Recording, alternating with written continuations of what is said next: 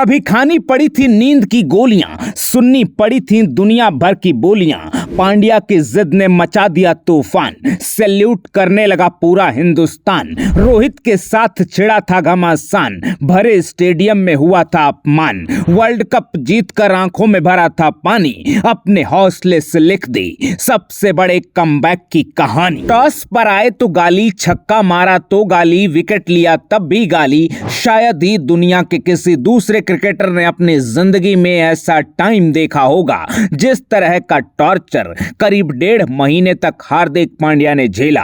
वजह थी मुंबई इंडियंस का मिसमैनेजमेंट। फैंस को कॉन्फिडेंस में लिए बिना, माहौल को जाने समझे बिना, टीम को 5 बार चैंपियन बनाने वाले कैप्टन रोहित शर्मा को अचानक कप्तानी से हटा देना। लेकिन अब वो दौर बीत चुका है, कहानी बिल्कुल अलग हो चुकी है, क्योंकि एमआई की इस टीम में टीम इंडिया के 3 कप्तान हैं जो हार्दिक पांड्या के अंडर खेल रहे हैं। रोहित शर्मा, सूर्य कुमार यादव और जसप्रीत बुमराह। सूर्या हार्दिक पांड्या से करीब 3 साल बड़े हैं, रोहित शर्मा करीब 6 साल। एक्सपीरियंस और उम्र के मामले में बुमराह और पांड्या एक दूसरे से किसी भी लेवल पर कम नहीं है। लेकिन अब अंबानी की इस टीम की कहानी बिल्कुल अलग है। 2024 में कुछ भी सही नहीं चल रहा था, 2025 की वाइब अलग है। अब वही पांड्या हैं, वही फैंस हैं और पांड्या हक से कह रहे हैं, मैं जब बैटिंग करने आऊं तो चिल्लाओ, मैं जब छक्का मारूं तो चिल्लाओ, मैं टॉस के लिए जाऊं तो चिल्लाओ। मुंबई इंडियंस के अलावा कोई दूसरा कलर नहीं देखना है।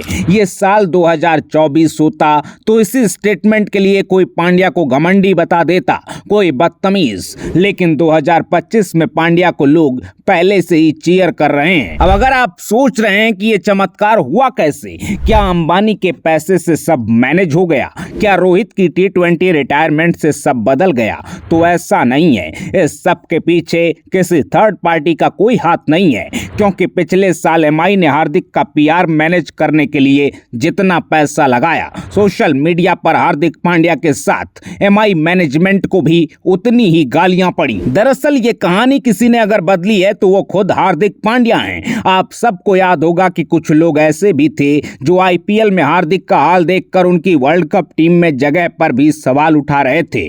अच्छी बात ये थी कि हार्दिक जितने बड़े मैच विनर रहे हैं उनको इग्नोर करना बीसीसीआई के बस में नहीं था। इसके बाद लोग पूछ रहे थे कि क्या रोहित और हार्दिक के होने से टीम इंडिया में तनाव नहीं बढ़ेगा, तो राहुल द्रविड़ ने ड्रेसिंग रूम को ऐसे मैनेज किया जैसे कुछ हुआ ही नहीं था। द्रविड़ ने अमेरिका पहुंचते ही रोहित और हार्दिक से बात की, दोनों को समझाया कि आईपीएल में क्या हो रहा था, लोग क्या कह रहे थे, हेडलाइंस में क्या चल रहा था। कोई भी इसके बारे में किसी से कोई बात नहीं करेगा। मैदान से मीटिंग तक, ड्रेसिंग रूम से ट्रेनिंग तक, कहीं भी किसी बात का कोई जिक्र नहीं होना चाहिए। रोहित ने भी सिचुएशन को अच्छे से हैंडल किया। हार्दिक पांड्या ने राहुल द्रविड़ की बात गांठ बांध ली और अपने मिशन पर निकल पड़े। T20 वर्ल्ड कप के लगभग हर मैच में पांड्या ने दुनिया को समझाया कि अगर उनके अंदर स्वैग है, अपना एटीट्यूड है, तो उसकी वजह उनका कॉन्फिडेंस है, उनका गेम है। भारत ने T20 वर्ल्ड कप अभियान शुरू किया तो फैंस के लिए ये ज्यादा एक्साइटिंग नहीं था कि टीम कॉम्बिनेशन क्या होगा, पंत या सैमसन में से फर्स्ट चॉइस विकेट कीपर कौन होगा,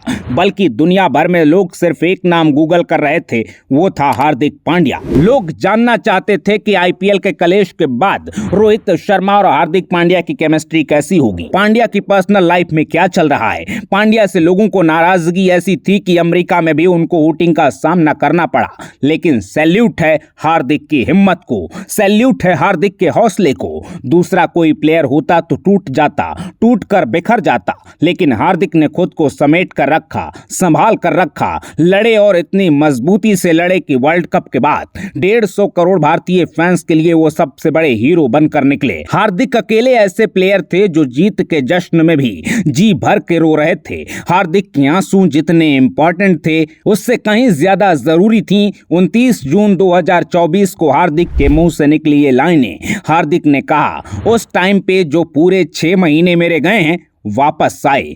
क्या हुआ क्या नहीं हुआ, मैंने बहुत कंट्रोल किया। उस टाइम पर जब मुझे रोना भी था मैं नहीं रोया। मुझे लोगों को नहीं दिखाना था जितने लोग मेरे मुश्किल समय में खुश हो रहे थे, मुझे उन्हें और खुशी नहीं देनी थी और मैं कभी नहीं दूंगा। आज देखिए ऊपर वाले की कृपा, मौका भी कैसा मिला। आखिरी ओवर में ऐसी सिचुएशन थी क्या बताऊं, स्पीचलेस। दरअसल उस दिन अकेले हार्दिक पांड्या स्पीचलेस नहीं थे, पूरा हिंदुस्तान स्पीचलेस था। जिन लोगों ने हार्दिक को भर भर के गालियां दी थीं, हार्दिक बिना कुछ कहे उनसे हिसाब पूरा कर चुके थे।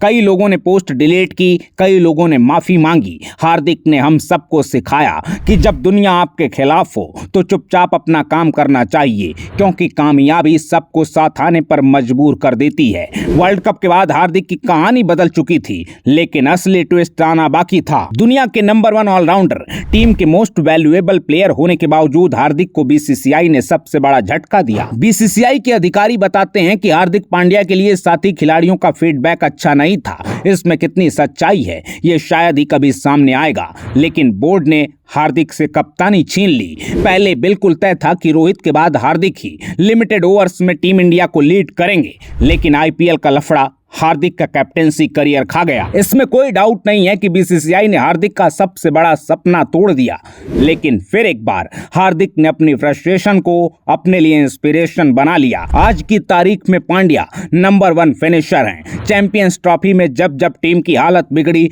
तब पांड्या खड़े रहे। कई बार सिंगल डबल नहीं लेने पर लोग परेशान हुए, पांड्या से चिढ़े, लेकिन पांड्या ने अपने नो लुक स्वैग से फिर सबको ताली बजाने पर मजबूर किया। आज दुनिया के बड़े से बड़े दिग्गज मानते हैं कि वर्ल्ड क्रिकेट में पांड्या जैसा क्लच प्लेयर नहीं है। मोहम्मद कैफ कहते हैं कि एक प्लेयर के रूप में बेइज्जती, अपमान के साथ आगे बढ़ना, उसे सहना सबसे गहरा जख्म होता है। एक प्लेयर अपनी बेइज्जती कभी नहीं भूल पाता। आप खिलाड़ी को ड्रॉप कर दें तो चल जाता है, लेकिन अपमानित करना कभी भी सही नहीं होता। करीब 1 साल का वक्त पांड्या के लिए मेंटल टॉर्चर की तरह बीता है, लेकिन इसके बाद भी T20 वर्ल्ड कप के फाइनल में हेनरी क्लासन का विकेट और चैंपियंस ट्रॉफी में एडम ज़ापा को back to back sixes. Pandya हर मौके पर शेर की तरह लड़ा है। जब भी कभी पांड्या पर कोई बायोपिक बनेगी तो पूरी दुनिया को पता चलेगा कि एक खिलाड़ी को चैलेंजेस किस तरह से फेस करनी चाहिए। कैफ अकेले नहीं है जो पांड्या के फैन हो गए हैं, ये लिस्ट बहुत लंबी है। फिलहाल पांड्या की इस जर्नी को आप कैसे देखते हैं, कमेंट बॉक्स में अपनी राय जरूर बताइएगा। और अगर आप भी मानते हैं कि पांड्या जैसा तो कोई हार्ड डिश नहीं है, तो अपने पांडु भाई के लिए इस वीडियो को शेयर करना बिल्कुल ना भूलिएगा। अपना ख्याल रखिए, आते रहिए। जय हिंद।